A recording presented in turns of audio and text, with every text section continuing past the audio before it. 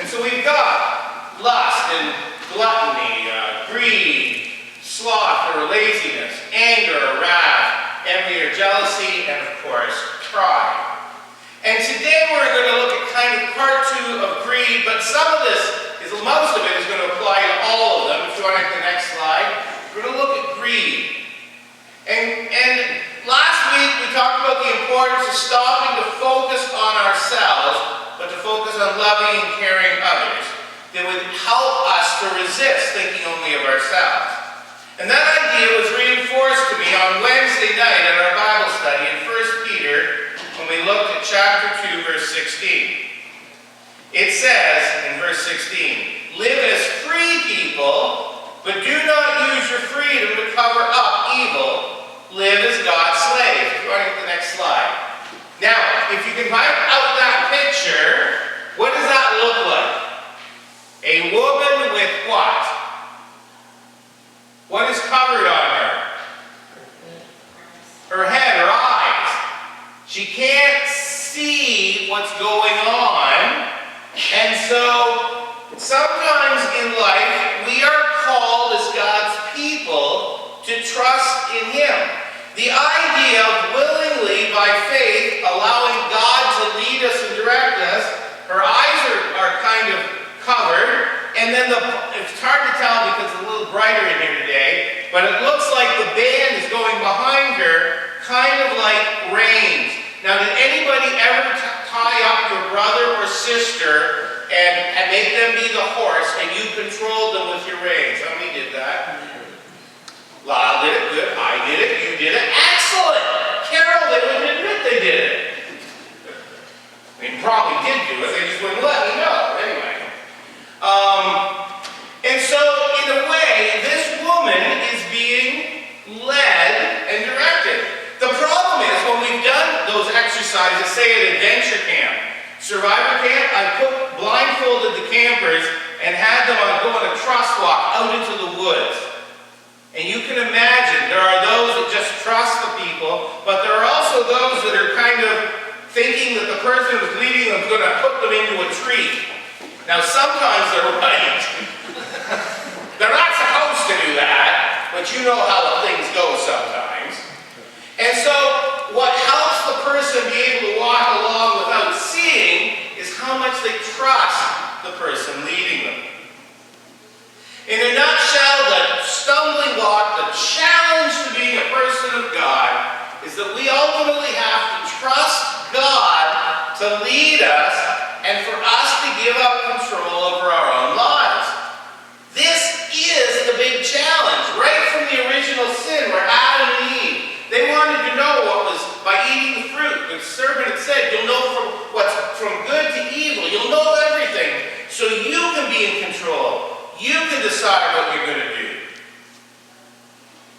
But God calls us. Jesus says that it is in dying to ourselves, dying to our own will, and freely choosing to follow Jesus is what it means to live as a disciple. Now, this is not easy to do because we really do want to be in control. So how do we learn to do this? Over time of finding out that God is worthy of trust.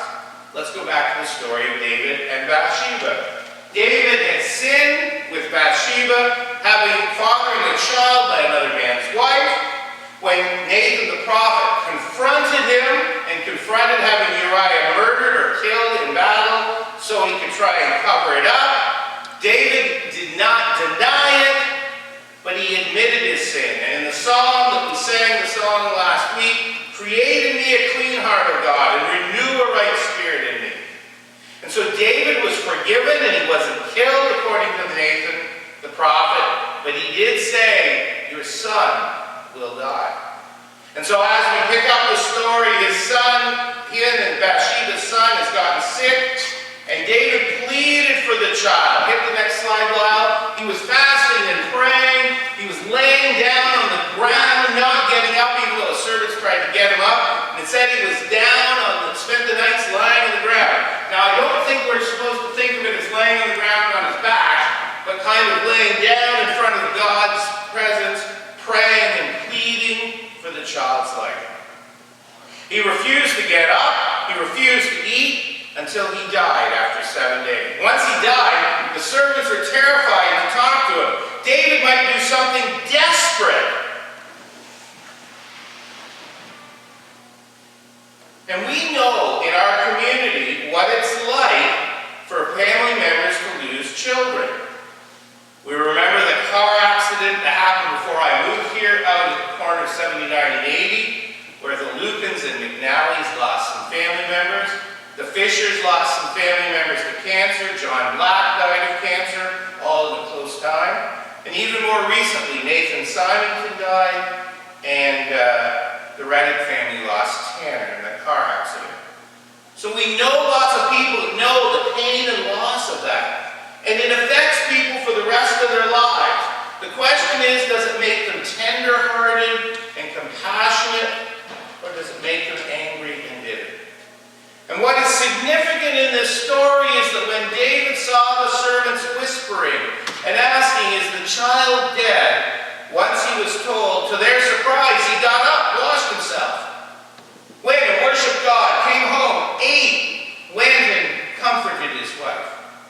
The servants were so confused by David's behavior that he had to explain to them, while the child was still alive, I fasted and wept, and I thought, who knows? The Lord might be gracious to me and let the child live. And so he prayed. But now that he is dead, why should I fast? Can I bring him back again? I will go to him. He will not return to me. David, by faith, accepted the situation, trusted that God would take care of both his son and himself and his family, and knew that they would be together again in the kingdom, but he would have to go to him, and he would wait. David did not get angry and bitter and allow this event to become the center of his life. He went and comforted his wife Bathsheba. Together they conceived another son, and his name was Solomon, and he became the king who built the temple. David did not get angry and bitter at the Lord. He trusted. And so the wise and faithful thing for us to do in life is to kind of remember Jesus' promise at the Last Supper. In this world you will have trouble, but take heart, I will overcome the world. So there are things that happen in our lives that we don't have to want to happen. And we have a choice, like David. Do we give in to our feelings and let the 7 deadly sins control us? Or do we trust in God? In the words of 1 Peter 2:6, when quoting Isaiah 28, he who trusts in the Lord will never be put to shame. Hit the next slide. Jesus is a stone of stumbling, a rock of offense. But to those who believe in him, he will not be disappointed. It's an offense for people to want to give up control of their lives, or to suggest that we need Jesus to forgive us because we aren't able to be good enough on our own. And many people resisted that in the context of Peter's writing. Many within the Jewish faith rejected that.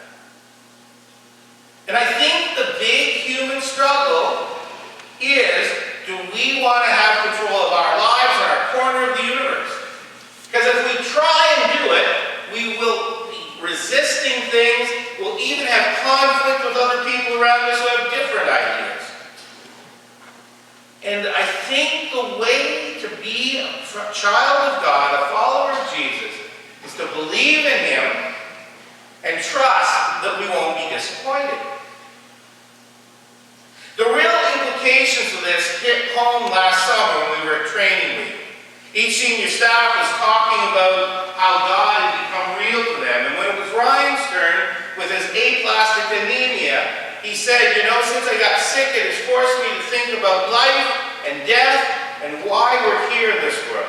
And amongst other things, one of the things that he said that stood out, that got mentioned by a lot of the kids and the adults later, is he said, I believe God has a plan for me, and even though I don't know what it is, whatever it is, I'm okay with it because it's from God. And so to overcome the 7 deadly sins, especially greed, us wanting stuff, is to be okay with God's plans for our lives, whatever it is. Why?